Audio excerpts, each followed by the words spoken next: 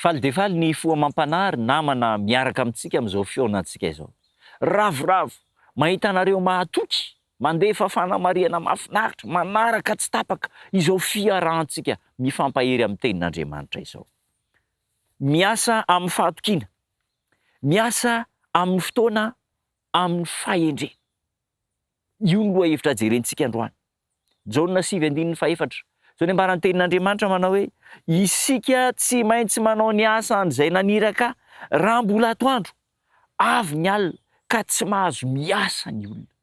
Inona ny asa izay nataon'i Kristy? Asa famonjem-panahy, asa fitoriana amin'ny filazantsara, asa fanampiana, asa fanaovan-tsoa. Ireny rehetra ireny dia hitona lehilahy sy vehivavy ho any amin'ny famonjena. Niakatra ny an-danitra Kristy, nomena antsika ny hanohy an'izany asa izany. Asa famonjem-panahy. Mantra loatra ireo olona izay tsy mba manana fotoana ahafahana mitory ny filazantsara amin'ny hafa. Inona ny antony? Sahirana amin'ny fivelomana sy ny velon-tena izy ireo. Eto tany ihany no tena mifantoka ny fandaniana izy ireo, ny herin-tsainy, ny herim-pony, ny volany sy ny harenany sy ny talentany. Kanefa voafetra izany.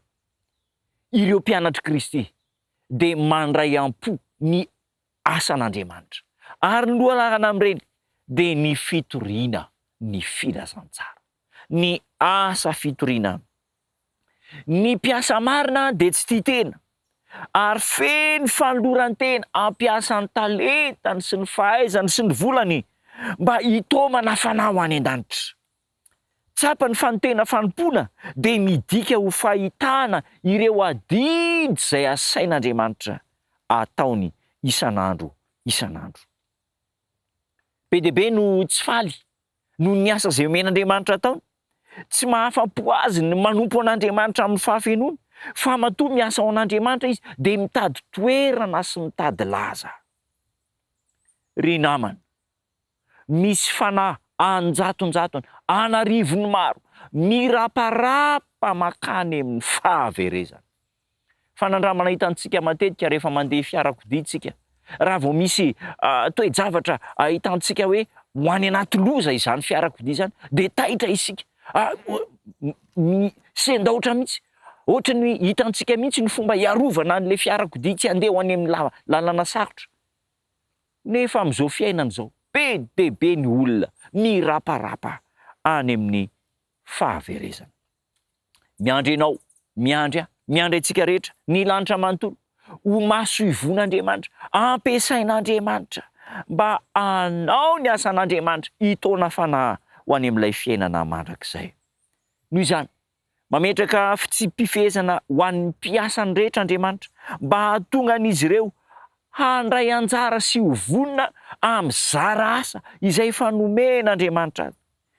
Tian'Andriamanitra ny hamolavola ny fisainantsika, ny fontsika, mba hiasa mifanaraka amin'ny drafitra izay soritan'Andriamanitra. Noho izany indrindra dia avelany andalo fizaham-toetra sy fitsapana isika, mba hatsapantsika fa io tanan'Andriamanitra io dia miasa mamonjy antsika. Apetrany eo anoloantsika ny toe-javatra sarotra mba hahafahany maneho amintsika fa miaro antsika io Andriamanitra io.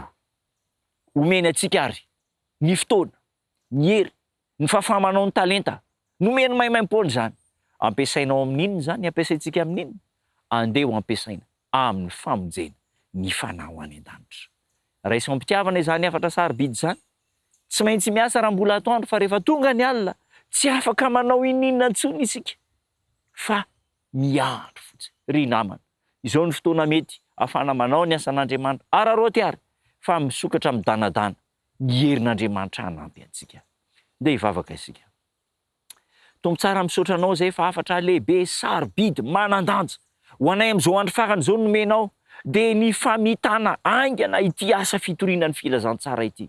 Hitona vahoaka be dia be ho any an-danitra, dia ho avy ianao Jesosy malala. Fidio zahay, tenireo zahay mba hiasa ho anao, ary omeo hery sy ampio zahay mba havita be amin'izany asanao izany. Amin'ny anaranao Jesosy Tompo. Amen.